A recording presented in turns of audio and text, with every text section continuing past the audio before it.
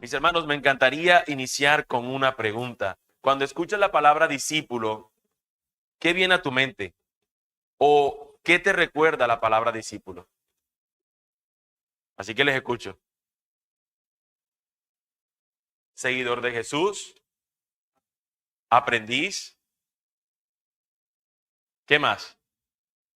Todos tenemos algo que entendemos por discípulo. ¿Quién dijo alumno? No, para escuchar porque no veo por los alumnos. Seguidor, ajá. ¿Qué más? ¿Qué más es un discípulo? O si tú eres un discípulo, ¿por qué eres un discípulo? ¿Qué te identifica como discípulo? Testimonio, testimonio. Bueno, seguidor, algunos pueden tomar la palabra de discípulo, la palabra disciplina, que realmente es la misma esencia. Realmente recuerden que la disciplina no es castigar, la disciplina es corregir, instrucción, es poder a través de hacerte entender a ti un asunto, busca enseñarte.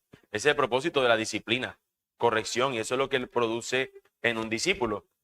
Le discipulado o discípulo, perdón, también es un seguidor, es un imitador también. Es, como dijo la hermana, un discípulo de Jesús, un seguidor de Jesús. Tiene que ver también con relaciones individuales, el hecho de un discípulo. Ya lo veremos ese punto un poco más amplio en un instante. No hay dudas que nosotros tenemos en las escrituras, porque si me voy para otro asunto, terminaremos hablando, no sé, de filosofía o de algo y veremos los discípulos de alguno de los famosos filósofos, pero estamos hablando desde la escritura lo que significa un discípulo, en este caso un discípulo de Cristo, un discípulo del Señor. En la escritura nosotros encontramos muchas ideas acerca de lo que puede ser un discípulo. Y en la escritura encontramos que este discípulo es alguien que se presenta como una persona que sigue la vida y la enseñanza de otra persona. Por ejemplo, cuando vemos en el Antiguo Testamento a un Giezi que sigue al profeta. No sé si se acuerdan de esa historia. Vemos un profeta que siempre tiene a alguien como que está allí siguiéndolo. Incluso vemos en Moisés que tiene a alguien que está muy de cerca con él y que aprende muchas cosas de él, que en este caso es Josué. Pero mis hermanos, nosotros vemos que Jesús en su última conversación con sus discípulos, no es cualquier cosa, última conversación. A veces nosotros nos preguntamos si fuera mi epitafio o si fuera mi último suspiro, ¿qué cosa yo diría? Bueno, Jesús ya resucitó. Jesús va, antes de morir, su última palabra es, consumado es. Mi obra ha sido terminada. Mi obra fue concluyente y muere. Y por esa muerte y esa vida perfecta nosotros tenemos hoy salvación. Pero Jesús, antes de partir, antes de ascender a los cielos, Él les dejó una misión que la veíamos la semana anterior. Recibiréis poder cuando venga sobre ustedes el Espíritu Santo y como consecuencia me seréis testigos. Y es lo mismo que en Mateo 28 acabamos de leer, encontramos. Yo tengo la autoridad, por tanto, vayan y hagan discípulos, bautizándoles y luego dice enseñándoles a que guarden todas estas cosas. Esta enseñanza no es de un día, listo, ya le enseñé lo que era el evangelio, creyó o no creyó, ese es su problema, chao contigo. El hecho de ser discípulos es una labor continua. Y por eso hablábamos ahorita que tiene que ser relacional, porque no puede ser a través de simplemente dos personas como robots que simplemente se están conectando a través de un medio como un Bluetooth, sino que se trata de personas que tienen una relación y buscan realmente enseñarle a otras las enseñanzas de Jesús. Como seguidores de Jesús, nosotros mismos tenemos mucho interés en conocer cómo podemos ser más obedientes a ese mandato. Debemos ir y hacer y llevar a cabo la obra de hacer discípulos. Así que mis hermanos, a esta labor de hacer discípulos la conocemos como discipular y el medio a través de esto que conocemos para ello es el discipulado, que son las tres cosas que vamos a estar hablando entre discípulos, discipular, que es la labor, y discipulado, que podría considerarse el contexto. En un libro muy bueno y muy útil para entender esto, que se llama El enrejado y la vid, los autores le pusieron este título porque es una ilustración gráfica de lo que significa el asunto del discipulado. Ellos ellos nos ponen a imaginarnos una huerta, como una huerta, ¿no? Se está sembrando, en este caso es una huerta de una vid, ¿sí? La vid, recuerden que es la planta de la uva, un viñedo que conoceríamos. Entonces, a los viñedos tenemos la vid, que es la que se siembra, pero alrededor de ella se colocan usualmente un enrejado o una cerquita para evitar, pues bueno, que intrusos vengan a tomar el fruto o cualquier entrada de cualquier animal o cosas por el estilo. Siempre tienen para poder delimitar los linderos. Lo que dice estas personas en su libro, en esta ilustración, es que las iglesias usualmente nos enfocamos mucho en el enrejado, en el método, en lo que tenemos que hacer para mantener aquí el viñedo a salvo. Y no es que eso sea malo, pero no es la labor principal. La labor principal son la vid, las uvas, el fruto, las personas. Esa es nuestra labor principal. Entonces nosotros debemos enfocarnos en que somos como una planta. De hecho, recuerden que cuando el Señor habla acerca de Pablo y de Apolos, que están enseñando y que está en Corinto el asunto, él dice, es que uno sembró y el otro regó, como si se tratara de una planta la iglesia. Uno sembró y cuando esta plantita estaba creciendo, otro se encargó de regarla, de continuar la obra. Pero somos como eso, como una planta que debe dar frutos. De tal manera que yo quisiera que continuara con nosotros esa ilustración como si esto se tratase de un invernadero, donde lo que tenemos que cuidar principalmente son las plantas que están dentro del invernadero. No la estructura metálica o de vidrio, esta transparente que tienen los invernaderos, que tenemos que cuidarla, que tiene que ser de alta altura. Eso es importante. Pero ¿qué es lo más importante en un invernadero? Las plantas. De tal modo, mis hermanos, que eso es lo que yo quiero que ustedes y yo tengamos en mente. Lo primero que quisiera resolver, que ahorita ustedes lo mencionaron, pero darle quizás un poquito más de forma, es preguntarnos, ¿qué es un discípulo? ¿Qué es un discípulo? Y usualmente una vez se puede dar una definición de algo y uno le queda, ok, un discípulo es tal cosa y punto. Pero yo quiero mejor traer lo que pudiera decir como las razones o más bien las marcas que pudiéramos decir que identifican a un discípulo, porque entonces eso va a tener más sentido porque me puedo yo identificar mucho mejor. Tengo esa marca, yo procuro esto, porque son las marcas que debe tener un discípulo de Cristo. Quiero aclarar que no voy a alcanzar a mencionar todo lo que debería tener un discípulo de Cristo, pero al menos voy a mencionar algunas. Lo primero es que lo primero que debe pasar en un discípulo del Señor es que él dio una respuesta al llamado inicial de Dios. Es decir, él tiene que ser un creyente. No puede ser simplemente alguien que no sé si ustedes han escuchado a esas personas que dicen, yo tengo simpatía con Jesús, me parece un tipo chévere. Y entre comillas ellos dicen creer en el Señor, creer en Dios y creer en Jesucristo, quien hizo la obra de salvación. Sí, sí, yo creo en eso. Pero eso no significa creer como la Biblia dice que creemos. Eso no significa eso. Así que lo primero que tiene que pasar en un discípulo es que él tuvo que haber respondido al llamado inicial de Dios. Es decir, él debe ser un creyente, él debe ser un convertido. Y si alguno de ustedes, y escúchenme lo que les digo, si alguno de ustedes tiene duda con eso, por favor, no te quede con la duda. De hecho, podemos discipularte para que podamos identificar si tu conversión ha sido genuina o no. Y quiero aclararlo, por si acaso de pronto alguno dice, mira, yo definitivamente creo que no soy un cristiano. O tengo dudas acerca de mi conversión. Hay un libro bonito que se llama Soy realmente un cristiano y habla del asunto de la conversión. Así que si alguno está aquí en esta condición, por favor, hable con nosotros. Hablemos, porque yo creo que eso es lo principal, para que no te engañes a ti mismo pensando que eres un discípulo y tal vez no lo eres. Ahora, un discípulo tiene un deseo continuo, profundo, un deseo que siempre está en su corazón y es el deseo por conocer lo que Dios dice, conocer a Dios y lo que Dios dice. Hay un deseo en el corazón de estas personas. Yo tengo aquí varias citas bíblicas y voy simplemente a decir alguna, pero tenemos 1, 2, 3, 4, 5, 6. Necesito 6 hermanos que levanten su mano para ir identificándolos de una vez y poder decirle. Entonces, por favor, hermanos, 6 hermanos valientes. Gaby,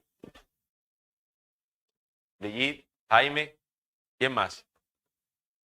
Rodolfo, Juan Camilo, que ya levantaste la mano, que tiene el micrófono, 5.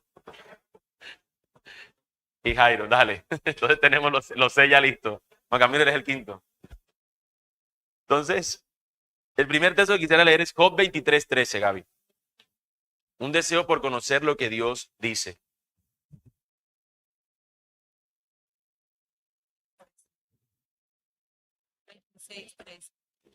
23.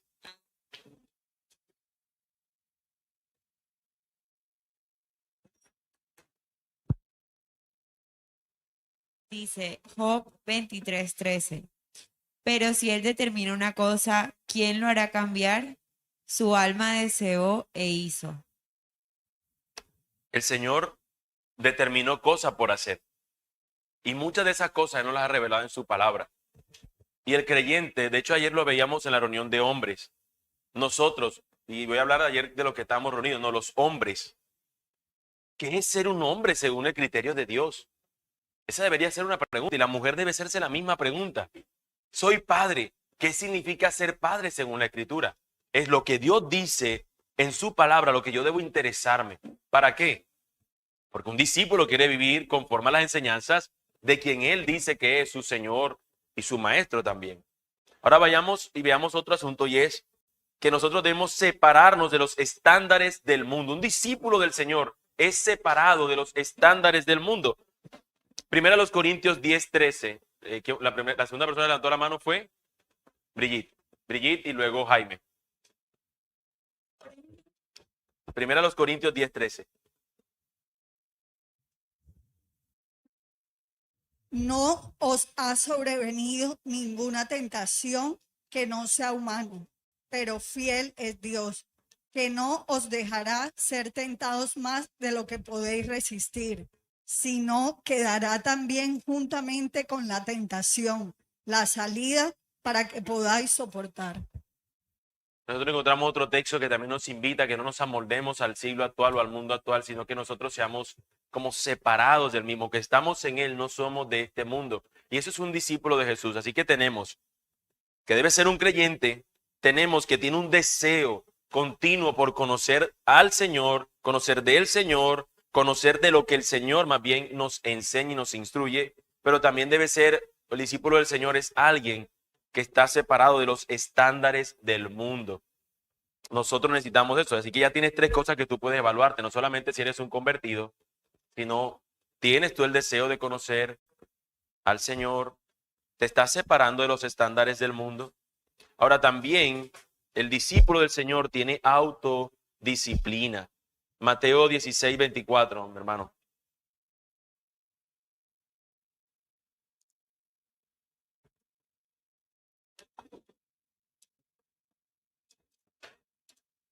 Entonces Jesús dijo a sus discípulos: si alguno quiere venir en pos de mí, niéguese a sí mismo, tome su cruz y sígame. Gracias, mi hermano. Vemos lo que es la marca del discipulado, lo que es algo clave. El discípulo del Señor está dispuesto a una renuncia y esa renuncia incluye sacrificio, a cosa que quizás a la cual nosotros estamos acostumbrados. De hecho, cuando leemos Gálatas 5:22 nos dice, el fruto del Espíritu es amor, gozo, paz, paciencia, benignidad, bondad, fidelidad, mansedumbre, dominio propio. Contra tales cosas no hay ley. Nos encontramos, mis hermanos, que el creyente, el discípulo del Señor, hay un fruto que debe evidenciarse en él. Esta planta no está simplemente puesta en un invernadero y no debe dar fruto, sino que hay un fruto y dentro de ese fruto incluimos, ¿qué es lo que estamos hablando? Dominio propio.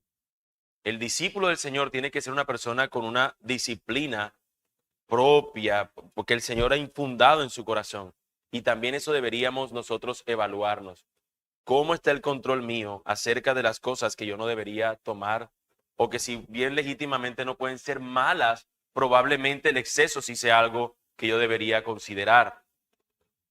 Ahora, el discípulo del Señor, o que es un discípulo, también tiene una marca y es un deseo de buscar y motivar a otros discípulos. No solamente él es un discípulo, sino que él también busca a otros discípulos y también les instruye. Mi hermano, Romanos 15 del 5 al 6. No, perdón, Rodolfo, sí, Rodolfo. Primera de Juan 3, 16 al 24. Romanos 15 del 5 al 6, mi hermano. Cada uno de nosotros agrade a su prójimo, y que el Dios de la paciencia y del consuelo les conceda tener el mismo sentir los unos para con los otros conforme a Cristo Jesús, para que unánimes a una voz glorifiquen al Dios y Padre de nuestro Señor Jesucristo. Los unos a los otros, ¿no? Es una búsqueda, los unos a los otros, motivar a otros, mis hermanos, alentarnos. Ya se dan cuenta ustedes por qué los grupos eco no son simplemente una reja, sino que la meta de los grupos eco es la vid. No es el enrejado, no es la estructura fuera a tal hora en la casa de fulano. Sí, eso se puede ver como una reja, pero lo que realmente procuramos es lo que pasa dentro de ese enrejado, la vid. Cómo crece, cómo se anima, cómo se exhorta, cómo se consuela, cómo busca que nosotros, a través de las preguntas de lo que ya estamos estudiando, podamos nosotros ser transformados. Ahora, un discípulo del Señor también tiene pasión por hablar a otros acerca de él, pasión por el evangelismo. Primera de Juan 3, 16 al 24. Juan. En eso conocemos el amor, en que Él puso su vida por nosotros. También nosotros debemos poner nuestras vidas por los hermanos. Pero el que tiene bienes de este mundo y ve a su hermano en necesidad y cierra su corazón contra él, ¿cómo puede morar el amor de Dios en él? Hijos, no amemos de palabra ni de lengua, sino de hecho y de verdad. En esto sabremos que somos la verdad, de verdad, y asegurémonos nuestros corazones delante de Él. ¿Hasta qué versículo? 24. En cualquier cosa que nuestro corazón nos concede, porque Dios es mayor que nuestro corazón y sabe todas las cosas. Amados, si nuestro corazón no nos condena, confianza tenemos delante de Dios. Y todo lo que pidamos lo recibiremos de Él, porque guardamos sus mandamientos y hacemos las cosas que son agradables delante de Él. Este es su mandamiento, que creamos que en el nombre perdón, no sé qué me pasó. Y este es el mandamiento, que creamos en el nombre de su Hijo Jesucristo y que nos amemos unos a otros como Él nos ha amado. El que guarda sus mandamientos permanece en Él y Dios en Él. Y esto sabemos que Él pertenece en nosotros por el Espíritu que nos ha dado. Guardar sus mandamientos, guardar lo que él ha enseñado, pero también nos habla acerca del amor que tenemos los unos por los otros y se evidencia de qué manera. ¿Qué es lo que más nosotros podríamos compartir a una persona? Si no es el evangelio. El discípulo de Cristo también persevera. Filipenses 3 del 13 al 14.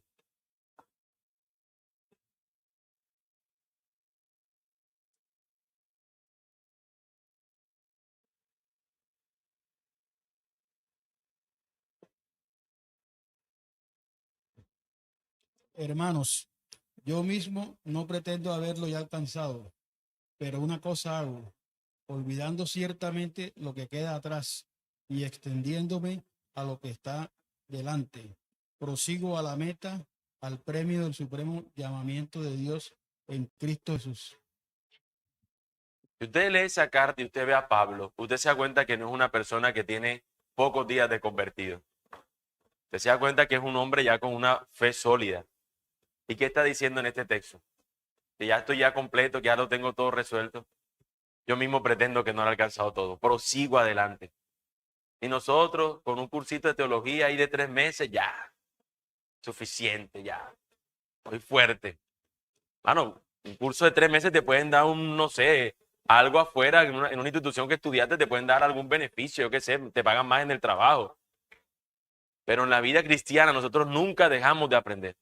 Tú ves a Pablo en su último suspiro, en su último escrito, ahí hablándole a su discípulo querido Timoteo, al que dice, hijo mío, y tú lees esa carta y tú dices, qué increíble, ya sé que he peleado la batalla, he luchado hasta el fin, pero tú lo ves en esa carta y tú dices, qué despliegue, sigue dando lo último de sí, sigue perseverando. Eso debemos ser nosotros, debemos continuar enfocados, mis hermanos, manteniendo nuestra mirada puesta en el Señor. Mis hermanos, son muchas más cosas. Si yo les pregunto a ustedes, cada uno dígame algo que no mencioné acerca del discípulo, ¿qué debería tener? Y seguramente aquí tenemos 50 frases mínimo. Pero yo quisiera simplemente cerrar con una, porque creo que es donde tenemos que enfocarnos. encierra lo que he dicho y seguramente las demás que ustedes digan. Efesios 4, del 10 al 16. Voy a leerlo. Efesios 4, 10 al 16 nos dice: el que descendió, hablando del Señor Jesús, es también el mismo que ascendió mucho más arriba de todos los cielos para poder llenarlo todo. Y él dio a algunos el ser apóstoles, a otros profetas, a otros evangelistas, a otros pastores y maestros, a fin de capacitar a los santos para la obra del ministerio, para la edificación del cuerpo de Cristo. ¿Hasta dónde? Hasta que todos lleguemos a la unidad de la fe y del pleno conocimiento del Hijo de Dios, a la condición de un hombre maduro, a la medida de la estatura de la plenitud de Cristo. Entonces ya no seremos niños sacudidos por las olas y llevados de aquí para allá por todo viento de doctrina, por la astucia de los hombres, por las artimañas engañosas del error. Más bien, al hablar la verdad en amor, creceremos en todos los aspectos en aquel que es la cabeza, es decir, Cristo, de quien todo el cuerpo, estando bien ajustado y unido por la cohesión que las coyunturas proveen, conforme al funcionamiento adecuado de cada miembro, produce el crecimiento del cuerpo para su propia edificación en amor. Ok, ¿a qué estatura debe crecer nuestro fruto si fuésemos una planta? ¿Cuál es la medida?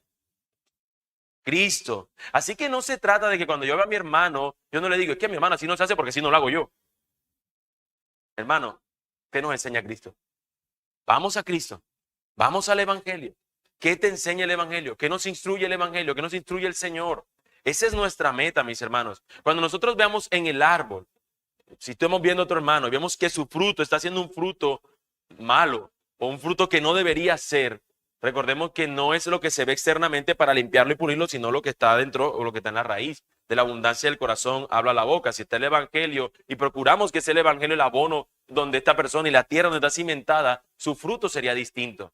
De manera que lo que procuramos es que el fruto que se evidencie no sea lo que a mí me parece, sino Cristo Jesús. Así que la pregunta siguiente sería, ¿dónde podemos nosotros buscar ver este fruto? ¿Dónde sería el contexto donde nosotros podemos buscar que esto sea evidente en cada una de las vidas de los discípulos? ¿Dónde? En la iglesia. Y de manera particular en la iglesia local. Porque si decimos en la iglesia universal, entonces un hermano está afuera y dice, tiene una iglesia. La iglesia está en doquier lugar. Pero quien no observa. Así que la observación se da en el contexto de una iglesia local. No existe una definición autoritaria en ningún lugar de la escritura, mis hermanos, acerca del discipulado, pero sí encontramos que en toda la Biblia encontramos siempre esta idea del Señor instruir a su pueblo.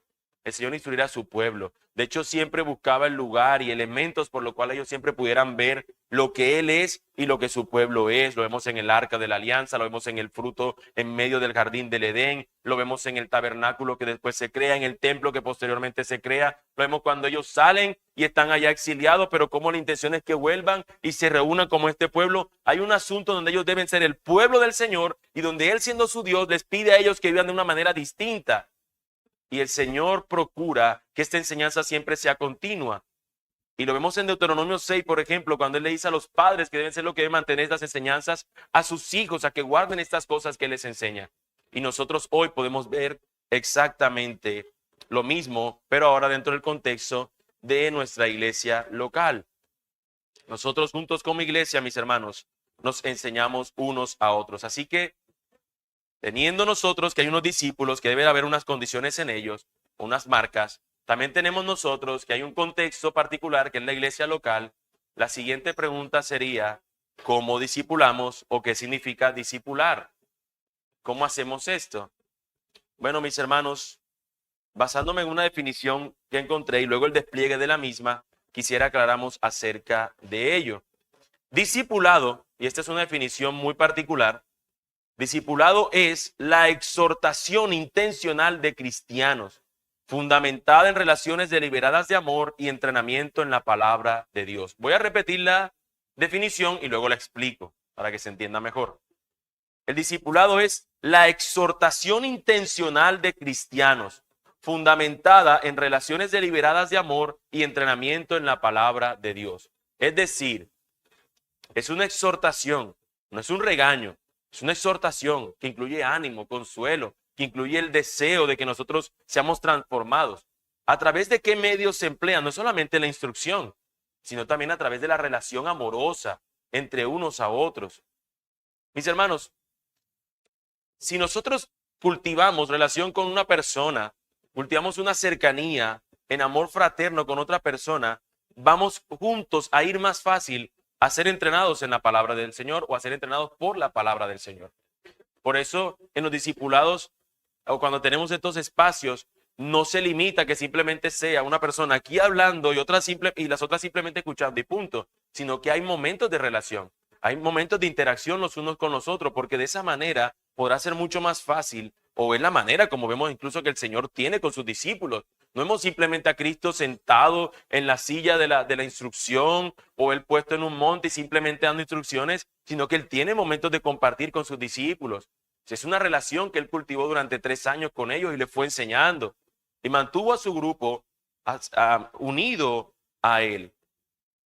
Así que lo primero que podemos ver, mis hermanos, es que el discipulado bíblico es intencional. ¿Qué encontramos nosotros en Mateo capítulo 28? Ese asunto de tener que ir. No es un asunto de decir, esperen que vengan entonces instruyanle. No, nos dice ir. Así que hay un deseo intencional. Tenemos que salir o tenemos que buscar los espacios para poder llevarlo a cabo. Eso no es un encargo que implica simplemente comunicar el mensaje del evangelio, sino hacer discípulos. Ese debe ser el enfoque, mis hermanos, de nuestro evangelismo, hacer discípulos. Nuestro enfoque sabemos que en algunas ocasiones va a ser simplemente sembrar y rogar que el Señor tenga cuidado y misericordia de esa persona para que otro lo discipule. Por ejemplo, si te montas en un bus que va, no sé, a otra ciudad o en un avión y tienes la posibilidad de hablar con alguien, existe un porcentaje mucho menor que tú vuelvas a ver a esa persona, más si vive en la otra ciudad. Entonces probablemente ahí nada más seas un sembrador que sembró la semilla. Pero nuestro deseo debe ser lo que Cristo nos ha dicho, discípulos. Por tanto, vayan y hagan discípulos, enseñándoles. Eso no es de un solo día. Mis hermanos, hoy nosotros, lo que les decía al principio, en esta reunión que teníamos con los hermanos que se van a bautizar, salían varios temas que, oye, yo necesito aprender esto y esto. Y decía, hermanos, que tenemos una amplia cosa por enseñar en la iglesia y que no nos va a dar la vida y que morirán los pastores y el Señor usará otros pastores y seguirán teniendo que enseñar y no se acabarán nunca los temas de la Escritura por aprender. Entonces, ¿cómo podemos pretender que un discípulo se haga simplemente en 1 hora en un trayecto de aquí a no sé, a otro lugar? A Baranoa. De aquí a Baranoa me hago unos 2 discípulos porque me siento con uno aquí y el otro los 2 los que están acá. Ahí podemos ser unos sembradores y el Señor también puede emplear eso, pero el hecho de ser discípulo, mis hermanos, emplea este asunto de intencional y de acompañamiento. Porque la idea del discipulado, según la definición que tenemos, es que es relacional. La idea de que el discipulado es relacional es entretejida, mis hermanos, a través de la Escritura, como los ejemplos que colocaba ahorita.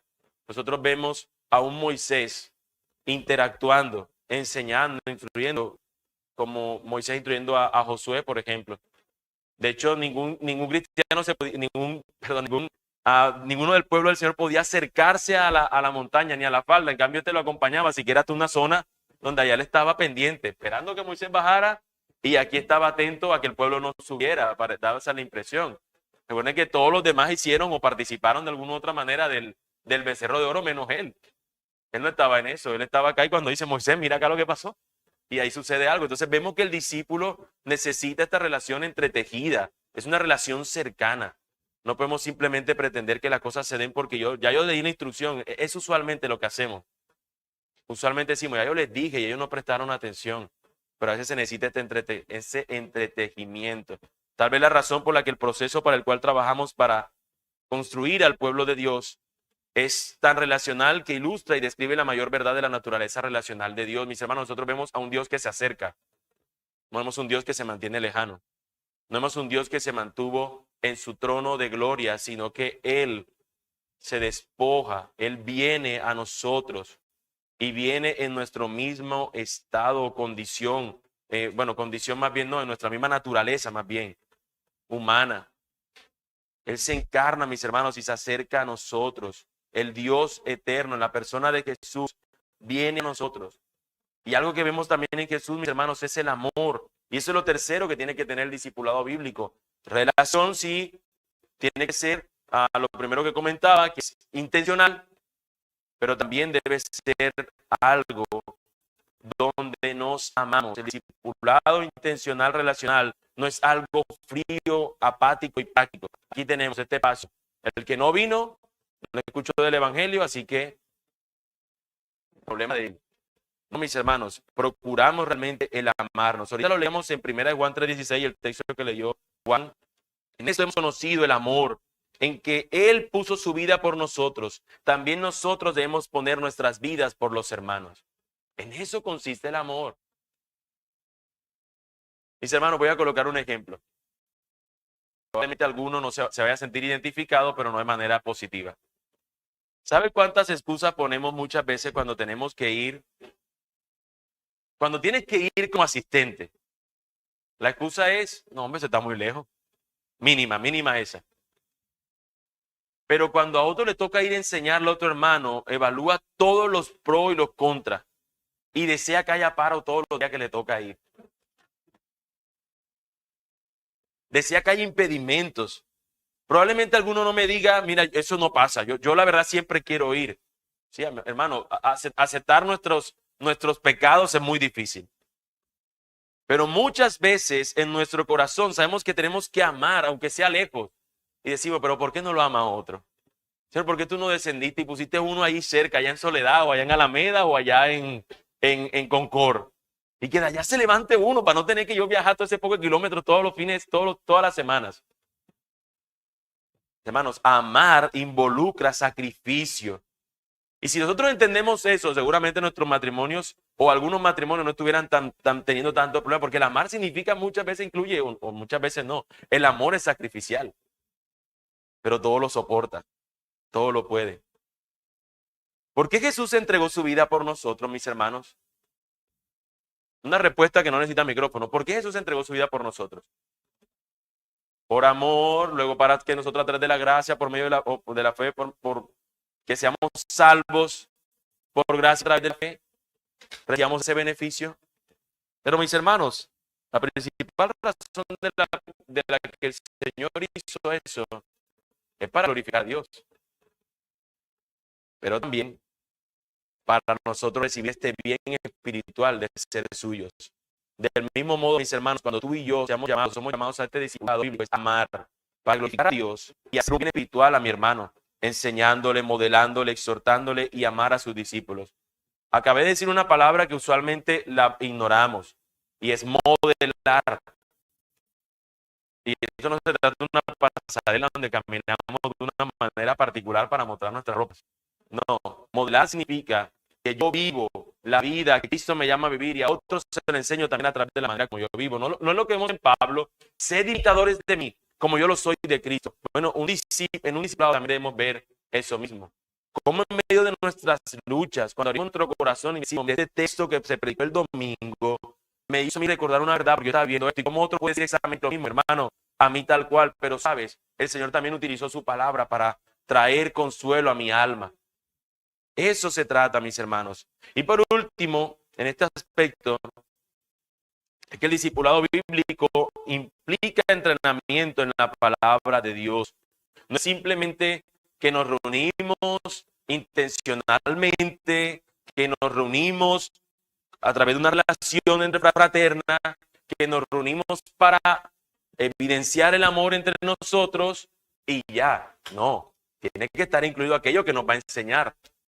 Y es la palabra de nuestro Señor. El discipulado debe estar fundamentado en la palabra de Dios. Es la palabra de Dios la única que puede dar vida. Por más que yo aquí tenga un buen consejo para ustedes, el discipulador, en cualquier contexto tengo que decir, sus palabras no producen vida.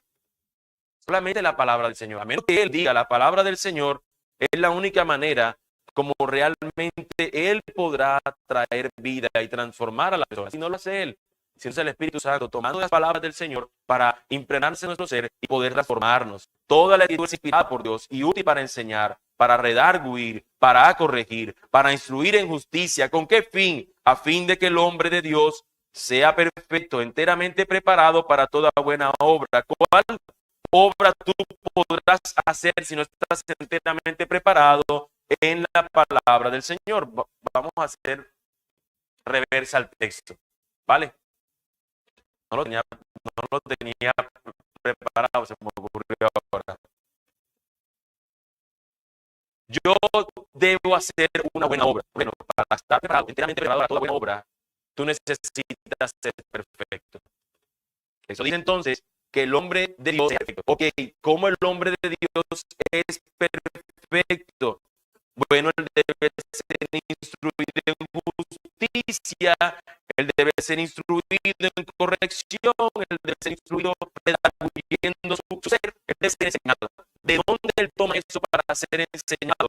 De la palabra de Dios. ¿Por qué de la palabra de Dios? Porque ella es la que es inspirada por Dios y es la que es útil para todas estas cosas. Es a través de la palabra del Señor, mis hermanos, que nosotros debemos ser transformados. Así que, final, para recoger eso, mis hermanos, yo quisiera utilizar una ilustración y hacer una declaración. Una ilustración y una declaración. La ilustración es que podemos ver el discipulado bíblico como una tubería. Todos conocen lo que es una tubería de agua. Todos han visto un tubo alguna vez, ¿cierto? ¿Sí o no? Todos hemos visto un tubo alguna vez, ¿cierto? Bueno, el propósito de una tubería es mover un fluido, en este caso que he dicho de agua, mover el agua hacia la dirección que deba ir. Se coloca un tubo en, no sé, una toma de agua y lo conduce a su casa y este fluido, entonces que ya venía un recorrido, usted ahora hace que ahora con este tubo venga a la dirección donde usted quiere llevarlo, ¿cierto? Asegurarte tú de que este tubo esté conectado a la fuente y que de la fuente pueda llegar al destino que tú tienes previsto. Bueno, el discipulado bíblico, yo creo que también podemos ilustrarlo de esa manera. Se parece mucho a esta tubería. Los cristianos que se fundamentan en la verdad de Dios se encuentran en la posición de hacerles un bien a los demás. Es decir, en el discipulado lo que hacemos, mis hermanos, nosotros de servir es únicamente ser este conducto que toma de la fuente, que no es su propia agua, sino que toma de la fuente y se la lleva a otro para que otros puedan beber de ella. Eso es lo que nosotros podríamos ver en el discipulado. ¿Se necesita la tubería? Sí, pero ¿qué es lo más necesario? El agua. Imagínate colocar un tubo en una casa y que no salga agua. No es que esa tubería no tenía agua, te conectaste a la que no era. De nada sirvió, ¿cierto? Bueno, eso es como si yo me conectara, yo soy mi propia fuente y quiero darle a otros agua. Va a salir el agua barrosa que salió en estos días, ni siquiera va a salir eso. Ni barro. Pero mis hermanos, el Señor que es la fuente, nosotros debemos llevar a otros, conducirlos a Él, enseñándoles que guarden todas estas cosas. Mis hermanos, el discípulo de Cristo tiene este deseo de conocer al Señor.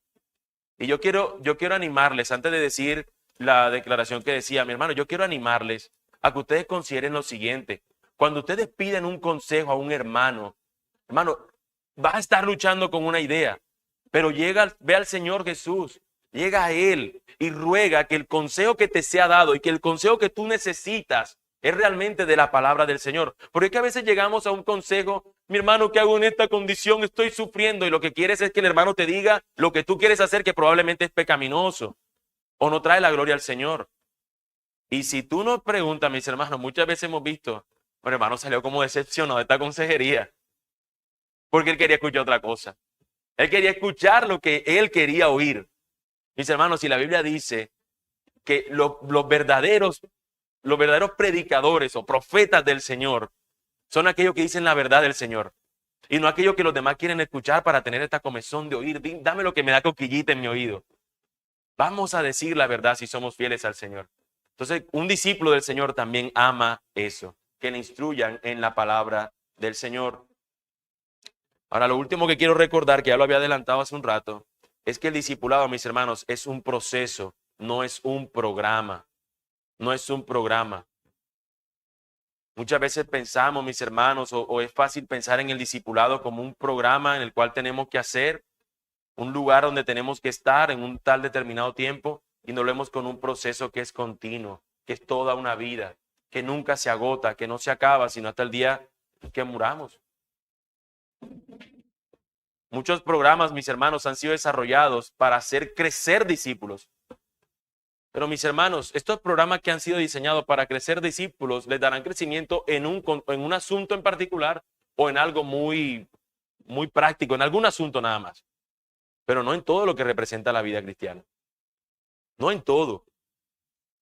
muchas personas en estos programas que han sido desarrollados para hacer crecer discípulos no tienen todo un contexto completo. Porque cada persona es diferente. Cada persona es distinta.